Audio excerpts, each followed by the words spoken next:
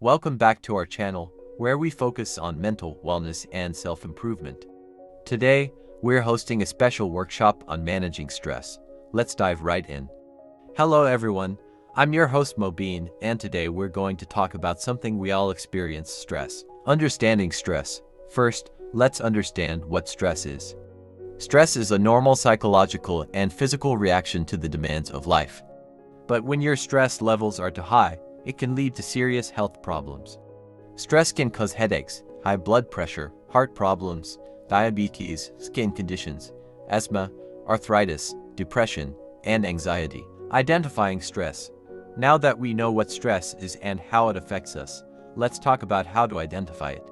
Some common signs of stress include feeling overwhelmed, having difficulty concentrating, experiencing mood swings, and having trouble sleeping. Managing stress. Finally, let's discuss some strategies for managing stress.